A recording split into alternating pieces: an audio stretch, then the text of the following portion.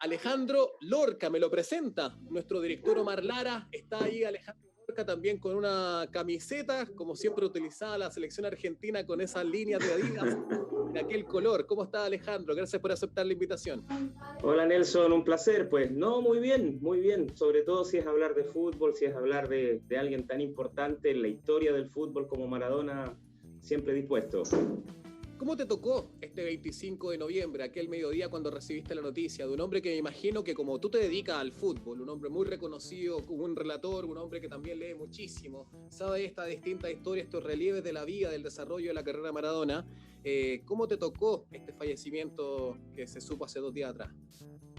Con una sensación contradictoria, Nelson, porque yo creo que los que estábamos de algún modo a la vera del fútbol y estábamos conscientes de la situación que estaba viviendo Maradona, asumíamos que lamentablemente tener que constatar su final relativamente luego no era una utopía.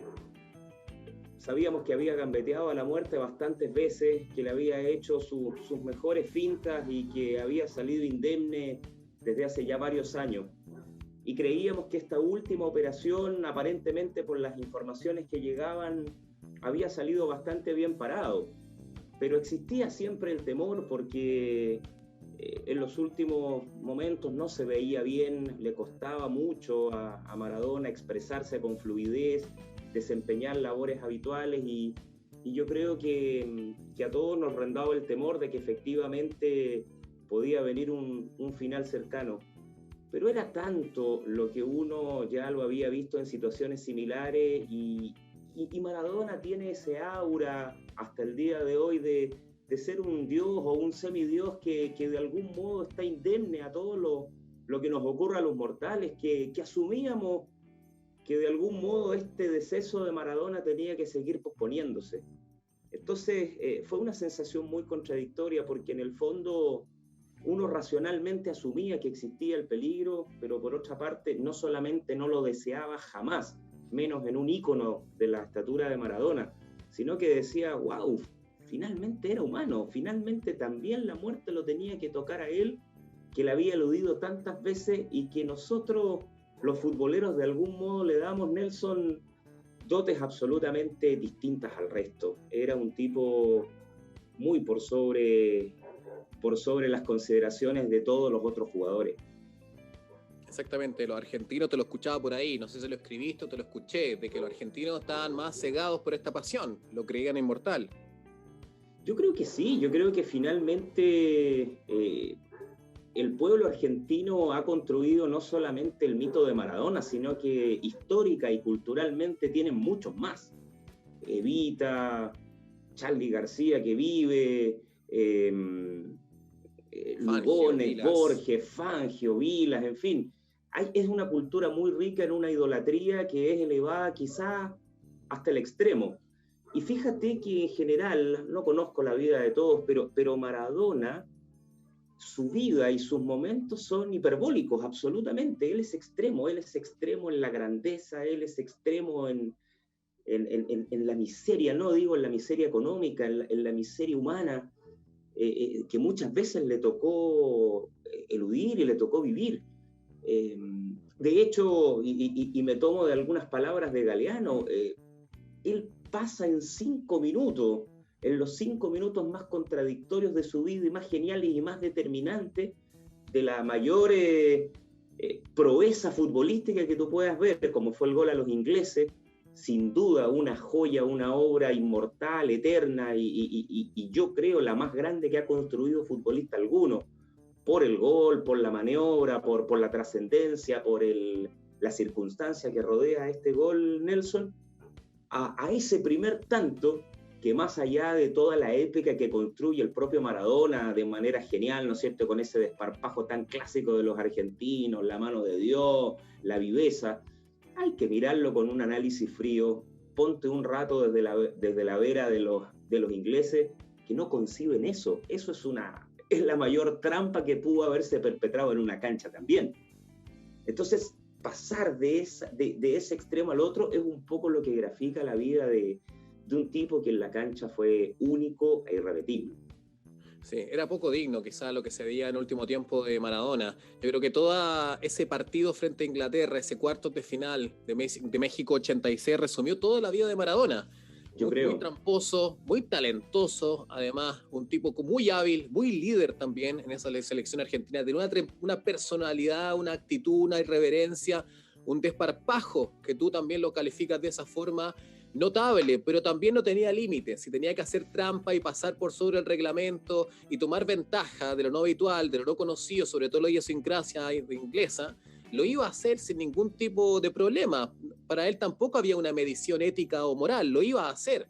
Maradona era todo, y así también fue a lo largo de su vida, con unos relieves tremendos, porque si bien sacó a su familia de Villa Fiorito, lo primero que él quería hacer era jugar en primera, darle una casa a sus papás, terminó también en lugares oscuros que bien le conocemos y que lamentablemente fueron mediatizados mediante imágenes, sobre todo en una sociedad súper global ahora, en el último tercio de su carrera, de su vida.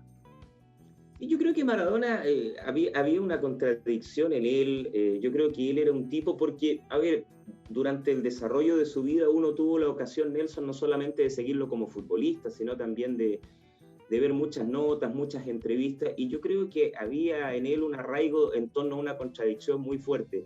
Yo creo que él era originariamente un tipo extraordinariamente inteligente, no digo culto, pero sí inteligente, un tipo muy hábil, muy de contestación fácil, y un tipo bueno de adentro, un tipo con muy buenos sentimientos, pero que construyó un personaje para hacer frente a esta fama gigantesca que lo fue rodeando.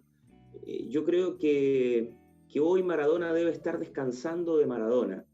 Sí. Yo creo que él no pudo convivir, sobre todo en estos últimos años, cuando su vida, cuando su cuerpo, cuando su mente le pedía paz, ya era imposible, porque como dice Galeano, cuando uno alcanza la estatura de Dios, los dioses no pueden jubilarse, y menos cuando estás rodeado de un séquito que finalmente exprima a este Dios a situaciones absolutamente inhumanas y lo sigue de algún modo exprimiendo a tal nivel que le priva de esa paz y de esa tranquilidad que incluso el mismo Maradona ya en estos últimos tiempos, con su conducta, con su manera de actuar, clamaba. Maradona pedía paz. Yo pensé que en algún instante Nelson, su entorno familiar más cercano, pensaba fundamentalmente en sus dos hijas con su señora Claudia. Él tuvo después bastantes hijos y le fueron Claro. apareciendo durante el partido otros más.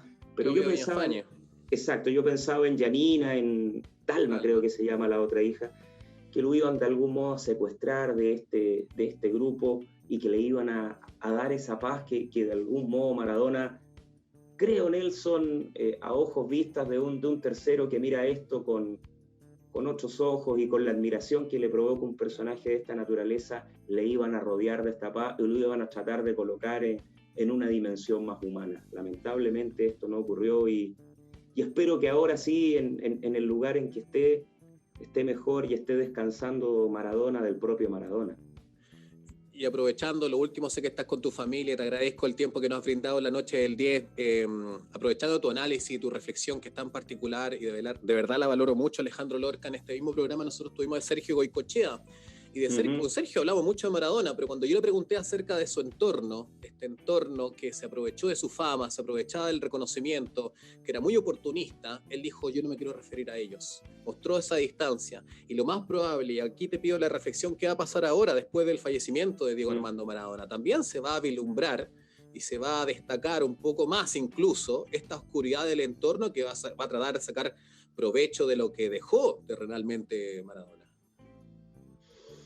Sí, lamentablemente yo comparto ese análisis. Ahora, claro, uno, me imagino que de la posición de Sergio Goicoechea es bastante compleja porque él era cercano, fueron compañeros de equipo, no sé si con posterioridad siguieron una relación, entiendo que compartieron en algún programa, y hay una intimidad que uno ciertamente no tiene. Yo no tuve el honor de haberlo conocido, ni siquiera de haber compartido un instante siquiera con Maradona. Lo mío es una reflexión a partir de la visión que tiene cualquier hincha que solo tuvo la dicha de admirar su belleza y de admirar su fútbol por muchas décadas. y por lo tanto entiendo que Sergio Goycochea, aún conociendo a este séquito, no haya querido referirse a ello. Nosotros lo decimos desde la perspectiva de cualquier observador atento, que sí era un hecho público, notorio, que había, ¿no es cierto?, un grupo que fue variando en el tiempo, no siempre fueron los mismos que conformaban este círculo de hierro y que de verdad fueron manteniendo permanentemente a Maradona como una máquina que tenía que procesar permanentemente dinero. Y era un tipo que efectivamente, me imagino, generaba mucho a partir de cualquier aparición. Él era un connotado personaje que públicamente causaba un revuelo, no solo en Argentina ni en América, en el mundo completo. Hay que ver la dimensión global que generó hoy su fallecimiento en Europa, en fin, en todas las partes, porque era sin duda uno de los 2 o 3 mejores jugadores de toda la historia del fútbol, y con una personalidad que tú dices era única. Yo me quiero quedar también con el rescate de los aspectos positivos de Maradona. Lo negativo, Nelson, yo creo que hay que dejarlo necesariamente en un segundo plano. Hay que marcarlo, pero dejarlo en un segundo plano, perdón, porque yo creo que finalmente el daño que hizo Maradona no fue fundamentalmente a terceras personas, fue un autodaño. Fue él el que permanentemente, por seguir siendo Maradona, incurrió en muchas conductas que fueron nocivas contra sí mismo. Él no cometió delito alguno respecto de terceros, y la viveza contra los ingleses es una falta de ética deportiva, pero no es una comisión de un hecho delictivo, digamos. Entonces, Cierto. yo me quiero quedar, Nelson, con ese jugador único, irrepetible, mágico, maravilloso. Me quiero quedar con este personaje mundial que fue el primero que le dijo a la FIFA: ustedes están atentando contra la salud de los jugadores, ustedes están haciéndonos jugar a las 12 del día un campeonato del mundo contra nuestra salud. Fue el primero, y lo decían muchos jugadores que formaron parte del CIFUB, que estuvo permanentemente siempre dispuesto a venir por la causa de los jugadores, un tipo particularmente solidario que se enfrentó permanentemente al poder con sus armas, con sus medios, y lo hizo con coraje, lo hizo con valentía, lo hizo con compromiso. Y me quiero quedar con esa personalidad arrolladora que se ponía la camiseta de Argentina y parece que todo el país estaba en sus espaldas, sí, y lo soportaba y lo llevaba adelante, y por eso el reconocimiento de un pueblo entero, porque pudo ganar como lo hizo con brillantez única en el 86 y perdió el 90, pero lo hizo con dignidad, lo hizo soportando el peso de un pueblo y diciendo: si hay que poner el pecho, yo soy el primero que lo hago. Y lo hace siempre con amor, con entrega, con esa pasión amateur que demostró, ¿no es cierto?, en Villa Fiorito, que demostró en Argentino Junior, porque Maradona en la cancha, por Dios que era corajudo, fíjate, y no quiero latearte más, Nelson.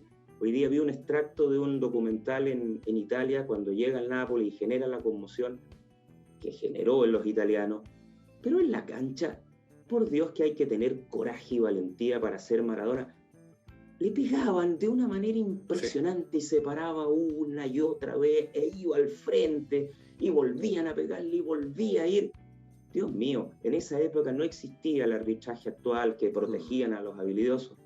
Amarilla, y era realmente, había que cortarle las piernas para que lo pusieran. Sobre todo los 2 primeros años, que no fue campeón el Napoli, era la Juventus, el Milan, y cómo lo maltrataban en la cancha. No, era impresionante, y en eso hay que tener coraje. Y Maradona no solamente lo tuvo, lo regaló al que quisiera. Entonces yo me quiero quedar con ese Maradona, con esa visión del jugador único, genial, irrepetible. Nunca vi las cosas que él hizo en instancias en que él las hizo, y me quiero quedar con ese tipo corajudo que encaró los aspectos más negativos del poder en el fútbol, y me quiero quedar con ese jugador que no solamente era un genio, sino que además dotado de una personalidad que te reitero, Argentina completa cabía en sus hombros. Maravilloso, tremendo. Yo sabía que contigo íbamos a extraer un relato de ese nivel, Alejandro Lorca. No lo hablamos de esa forma con Walter y Héctor Puebla, en el sentido de recoger aquel liderazgo y ser guaripola a nivel social, solidario, siendo el mejor del mundo, que alguna vez incluso viajó a Chile y jugó por poniéndose la camiseta de la Católica, en San Carlos de Apoquindo, solamente, meramente por un acto social que beneficiaba a sus colegas, los futbolistas.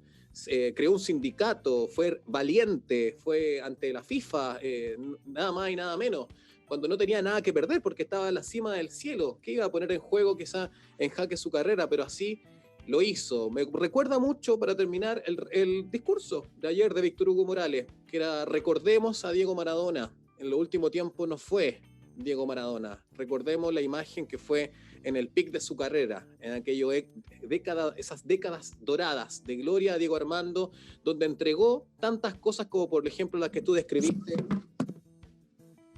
Perdóname, Alejandro, ahora al último.